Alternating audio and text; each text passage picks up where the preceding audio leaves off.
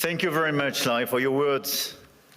Your Majesties, distinguished heads of state and governments, President Lagarde, ministers, ambassadors, business leaders, ladies and gentlemen. I'm extremely happy to be here, and it's great to be here, as the Financial Times would say. And it's a time of peace, stability, and predictability. So let's try to address the key challenge of this world in a few minutes' time. But it's clear that we are reaching a time of instability, of imbalances, both from the security and defense point of view and the economic point of view. Look at the situation where we are. I mean, a shift towards autocracy against democracy, more violence, more than 60 wars in 2024, an absolute record, even if I understood a few of them were fixed. And conflict has become normalized, hybrid, expanding into new domains, space, digital, information, cyber, trade, and so on. It's as well a shift towards a world without rules, where international law is trampled underfoot, and where the only law that seems to matter is that of the strongest, and imperial ambitions are resurfacing. Obviously, the Russian war of aggression against Ukraine, which will enter into its 4th year next month, and conflicts continue in the Middle East and across Africa. This is as well a shift towards a world without effective collective governance, and where multilateralism is weakened by powers that obstruct it or turn away from it, and rules are undermined. And I can multiply the examples of international bodies weakened or left by the key economies. And when we look at the situation, it's clearly a very concerning time, because we are killing the structure where we can fix the situation and the common challenges we have. Without collective governance, cooperation gives way to relentless competition. Competition from the United States of America through trade agreements that undermine our export interests, demand maximum concessions, and openly aim to weaken and subordinate Europe, combined with an endless accumulation of new tariffs that are fundamentally unacceptable, even more so when they are used as leverage against territorial sovereignty. And competition from China, where massive excess capacities or distortive practices threaten to overwhelm entire industrial and commercial sectors. Export control has become more dangerous new tools, destabilizing global trade and the international system. And the answer, in order to fix this issue, is more cooperation and building new approaches. And it's clearly building more economic sovereignty and strategic autonomy, especially for the Europeans, which is, for me, the core answer. In this context, I want to exclude 2 approaches. The first approach would be to, I would say, to passively accept the law of the strongest, leading to vassalization and bloc politics. I think accepting a sort of new colonial approach doesn't make sense. And all the head of state and government and business leaders, which would be too complacent with such an approach, will take a huge responsibility. The second will be to adopt a purely moral posture, limiting ourselves to commentary. That path would condemn us to marginalization and powerlessness. Faced with the brutalization of the world, France and Europe must defend an effective multilateralism, because it serves our interests and those of all who refuse to submit to the rule of force. And for me, the 2 answers are, on one side, more sovereignty and more autonomy for the Europeans, on the other side, an efficient multilateralism to deliver results through cooperation. Obviously, France and Europe are attached to nation sovereignty and independence, to the United Nations and to its Charter. And it's not an old-fashioned way to live multilateralism. It's just not to totally forget what we learned from the Second World War and remain committed to cooperation. And this is also because of those principles that we have decided to join the mutual exercise in Greenland without threatening anyone, but just supporting an ally and another European country, Denmark. Facing this order and this new situation, this year France holds the G7 presidency with a clear ambition to restore the G7 as a forum for frank dialogue among major economies and for collective and cooperative solutions. Trade wars, protectionist escalation, races towards overproduction will only produce losers. This is why addressing global economic imbalances is our key priority. And if we look at the situation, the current imbalances are due to some key phenomena, and we all have to deliver our own agenda. This includes American overconsumption, Chinese underconsumption and overinvestment, and European underinvestment and lack of competitiveness. And these imbalances are also reflected in development gaps, by the way, and we can no longer settle for aid that neither delivers sufficient results nor enables countries to escape poverty. So our objective through the G7 is to demonstrate that the world's major powers are still capable of reaching a shared diagnosis of the global economy and committing to concrete actions. Cooperating is not about blaming others. It is about assuming one's share of responsibility and contributing to solutions. So the objective of this G7 will be to build this framework of cooperation in order to fix the roots of these imbalances and restore efficient convergence and cooperation through multilateral frameworks. And the other objective is as well to build bridges and more cooperations with the emerging countries, the BRICS and the G20, because the fragmentation of this world would not make sense. Here, this point is for, I would say, the global agenda and how our G7 agenda. On the other side, we have the European answer. And for me, Europe clearly has to fix its key issues: the lack of growth, the lack of GDP per capita growth, and the three pillars of our strategy in order to deliver more sovereignty, more efficiency, and more growth would be based on protection, simplification, and investment. Because the diagnosis is well known, European competitiveness still lags behind that of the US, and in the current global order, facing precisely the Chinese approach, we have to react. So first, protection. Protection doesn't mean protectionism. But today's Europeans are too naive. This is the unique market open to everybody without checking level playing field. Nobody can access the Chinese market as people are accessing the European market for sure. But even if you take the US and a lot of other countries, the level of protection does exist for investment and trade. And the Europeans are the only one not to protect their own companies and their own markets when the other countries doesn't respect level playing field. This is why we have to be much more realistic if we want to protect our chemical industry, our industry, from the automotive sectors to a lot of others, because they are being literally killed by the lack of respect of a normal framework and level playing field. Europe has very strong tools now, and we have to use them when we are not respected and when the rules of the game are not respected, by the way. The anti-coercion mechanism is a powerful instrument, and we should not hesitate to deploy it in today's tough environment.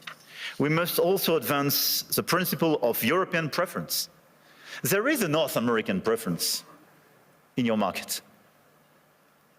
There is no European preference today. We are progressively creating it, and in the latest documents and decisions taken by the decisions, we do have the first examples of that, but this is extremely good. And we are currently aligning closely with Germany to deliver an ambitious and simple framework. And this is a decisive project, and I count on the European Commission to present a proposal as well by early 2026 with the highest possible level of ambition in order to deliver, I would say, across the different sectors, the principle of European preference. This is a necessity. We must act on imports as well regarding this protection issue. And in the context of escalating trade tensions and Asian overcapacities, Europe must strengthen its trade defense instruments, including mirror measures to enforce regulatory standards, and we must improve the quality and added value of foreign direct investments, targeting projects with strong export potential. And this is core for the rebalancing with China. China is welcome, but what we need is more Chinese foreign direct investment in Europe, in some key sectors to contribute to our growth, to transfer some technologies, and not just to export towards Europe some devices or products which sometimes don't have the same standards or are much more subsidized as the one being produced in Europe. It's not being protectionist, it's just restoring this level playing field and protecting our industry. So from safeguard clauses to mirror clauses to European preferences and incentives for more FDIs, this strategy is absolutely key. And in parallel, protecting our economies will also require a resilient strategy on both imports and exports to de-risk supply chains, particularly for raw materials, rare earths, semiconductors, chips, and to diversify our trade partners. The second pillar of the European economy and the European strategy should be simplification. And when I speak about simplification, we started with CSRD, CSDDD, and we have to do much more on different sectors, and we did it during the past few weeks on automotive, and we have to do it on chemical, digital, AI, banking, and so on. And the core of this simplification is sometimes to get rid of some recent regulations when they desynchronize in a certain way the European Union in comparison with the rest of the world. But we have as well to accelerate the deepening of the single market. On all these sectors, the 450 million inhabitants and consumers market should be the domestic market of all the EU companies. It's not yet the case as long as you have complexities. In doing so, we must ensure respect, technological neutrality and non-discrimination within the European Union. This is another pillar, another point of simplification. Neutral approach in terms of technology and non-discrimination. We discriminate during such a long time between the different sources of energies. It's counterproductive for the Europeans themselves. Companies have a role to play, and we must act, and you must act. And clearly, you must help identify and concretely help us to simplify where it is needed. But for me, this agenda of simplification is not a matter of discussion, but just implementation, speed and scale. The third pillar of the European strategy for more competitiveness and more autonomy is based on investment and innovation. We have to invest much more. If there is a GDP per capita so different between the US and Europe, 65% to 70% of the explanation is due to the difference in terms of innovation. And the US was much more innovative because of public and private investment. So in our budget for the months to come, because we will negotiate during the years, this year in Europe, we have to invest much more money in the critical sectors where the innovation will be made. AI, quantum, green tech, but as well defense and security. The size of our common budget is not the right one. We have to invest much more money in order to be much more credible and accelerate this innovation agenda. But at the same time, if you look at the situation, we don't have sufficient private investment. And this is one of the main differences. We do have the savings as the Europeans, much more than the US, by the way. But this saving is overinvested in bonds, and sometimes in equities, but outside Europe. So this is why the top priority should be securitization program. It is prepared, we have to accelerate the implementation. And second, capital market union. Precisely in order to have more integration and simplification, but to have an efficient capital market union in order to invest much more money and use our savings to be invested on innovation and equity in Europe. This agenda for me is our top priority, both the global and the European one. And it is to be implemented in the months to come, because everything is about acceleration. And France is committed to deliver this agenda. We work very closely with our key partner. And at the same time, our objective for France is to stabilize our results and our macro approach, and to remain the highly attractive country we are. We've been the most attractive country of Europe during the past 6 years, and to consolidate our deep structural reforms and our key advantage. And on top of the business framework we have, I want here to insist on the fact that we have a competitive, stable, low-carbon electricity supply. We exported last year 90 terawatt-hours of electricity, and a low-carbon one, based on our nuclear model. We have world-class innovation and research capabilities, and we will improve them.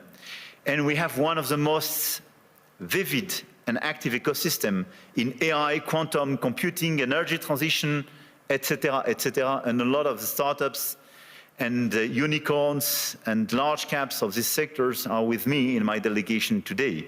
And on top of that, let me insist, and I will stop here, on the fact that we have a high-quality infrastructure and large market with strong purchasing power. And we have a place where rule of law and predictability is still the rule of the game. And my guess is that it is largely underpriced by the market. And beyond what you can do in terms of investment, what you can do in terms of strong ambitions, having a place like Europe, which sometimes is too slow, for sure, and needs to be reformed, for sure, but which is predictable, loyal, and where you know that the rule of the game is just the rule of law, it's a good place. And I think this is a good place for today and for tomorrow. So we will be committed during 2026 to try to deliver this global agenda in order to fix global imbalances through more cooperations. And we will do our best in order to have a stronger Europe, much stronger, and more autonomous, based on the pillars I just mentioned, and based as well, and we can revert in the dialogue, but on more investment and commitments on defense and security, because we have to invest much more and invest much more. Because we do believe, and here in the epicenter of this continent, we do believe that we need more growth, we need more stability in this world, but we do prefer respect to bullies, we do prefer science to plotism, and we do prefer rule of law to brutality. You're welcome in Europe, and you are more than welcome to France.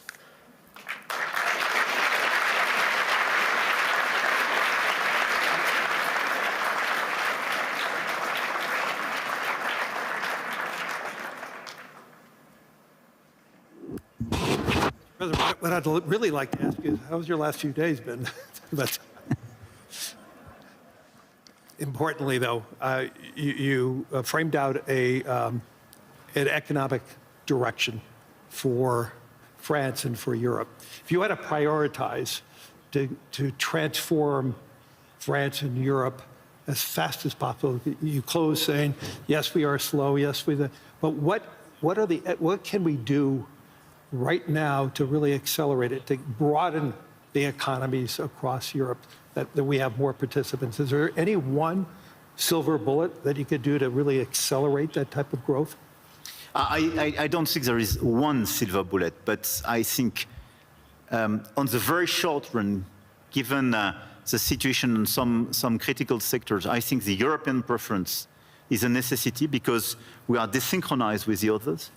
And the second one is clearly a big bunch of simplification. The 28th regime, which is being prepared by the Commission, and the deepening of the single market is key. And this is why I insisted on capital market union. I think if we deliver European preference and capital market union, here are two game changers. Well, you know, I've been talking about the capital market union in Europe as one of the major hindrances compared to the US. And so, yes, but I do believe, as we witnessed starting last year, and we're starting to see it accelerate this year, you're starting to see more international flows coming back to Europe. And so that is beginning, and so I do believe that will accelerate. But in terms of priorities, if you had to tell the Commission, what should they be more swift in terms of transforming Europe faster, so it can compete with the US, compete with Europe, and exceed China and Europe, China and the US? Look, I think this is the discussion we have clearly with the Commission. We will have an informal summit in February focused on this topic. Everything was largely drafted by both Letta and Draghi's reports and is well known. I think the difference is that Draghi was before China surpluses vis-à-vis Europe. I mean, we should not underestimate the fact that 2025, for the very first time, $1 trillion. Yeah, China has such a surplus vis-à-vis the rest of the world, 1/3 vis-à-vis the US, 1/3 Europe, 1/3 the rest of the world. But it was $1 trillion. It was bigger than any other time. Yeah, and for the first time, the deficit between Germany and China was a trade deficit for Germany. And this is a game changer for Europe. So this is why, clearly for me, we have to fix this issue.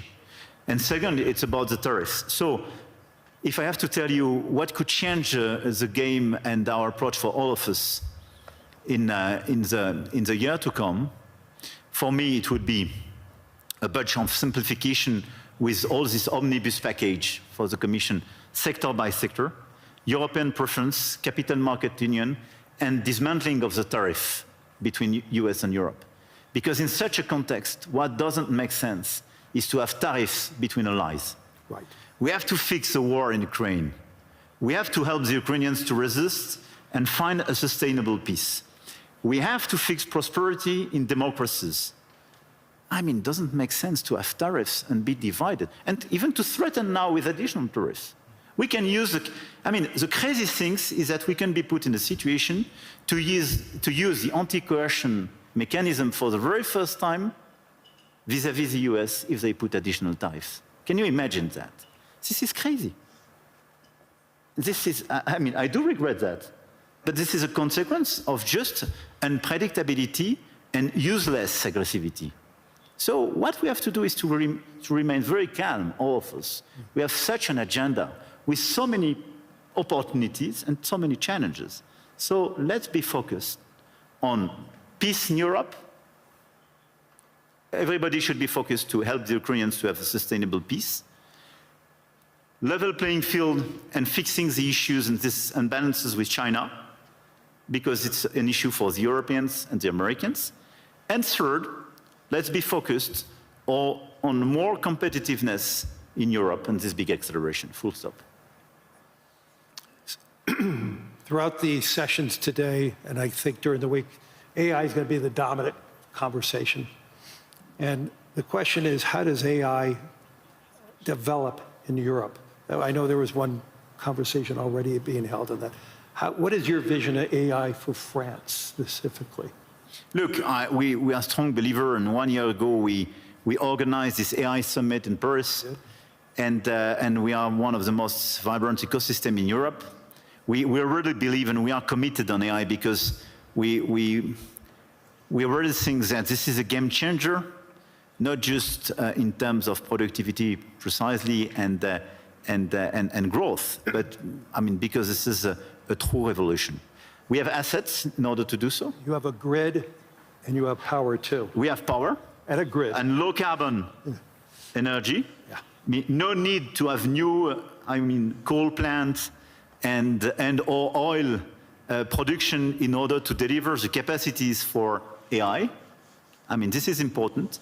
We have 90 terawatt-hour available for more AI activities. We have a national grid, super pilotable. Third, we have available capacities for more data centers and computing capacities. And we are delivering the agenda announced 1 year ago. So we are building these capacities, and Europe was lagging behind the US and others on this field. We have talents, very good data scientists, mathematicians, and so on, and we are increasing our training programs and our capacities, and we have several hubs being identified. And we have a critical ecosystem with LLM champions, but as well, we have startup on AI and quantum, I don't forget them, which are extremely present in all these different fields. One of the best evidence of the attractiveness and this vibrant ecosystem is that Jan LeCun when he decided to leave Meta and set up his own company, established it in France a few weeks ago, which is for me a good evidence. Big win. A big win, and we will do our best to help him to work. This is a global company, but incorporated in France and established in France with these talents. So we have all these assets. But what is important for me now is to invest, to help all the startups and the companies in this sector to do much more and to increase, but to do my best in order to make sure that their domestic market is the EU market and not just the French one. Right. And when we speak about strengthening the single market, this is this point. And this is a game changer, because it means your domestic market is not just 68 million inhabitants, but 450 million. It's super important. And it's important for Europe to have that unified grid, which it does not have yet. Exactly. So, with the remaining time, is there any one message that you really want to push over the course of your remaining term that really will resonate, not just resonate for France, but resonate for the world? Look, I really believe that we are in these very challenging times, and you mentioned some of these challenges in your speech. I did in mind, and unhappily, we were even not totally complete. Mm-hmm. And at the same time, we see the level of investment in this world, in the current environment, and the ongoing revolution. This level of investment has no comparison with what happened during the past years, not to say decades. So my main message would be, let's not be shy. Let's not be divided.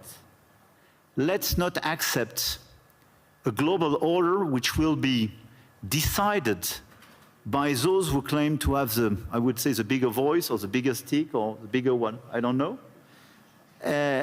But let's focus on just common interests and common challenges. We know what we have to fix: growth, peace, climate. And we should not forget climate in this current agenda. We want peace, we want growth, we want climate. And investment, innovation, everything should be dedicated to fix these three issues. And in order to fix these three issues, let's focus on the key investments, the key innovation, but our ability to cooperate as well. And let's be clear, Davos was founded for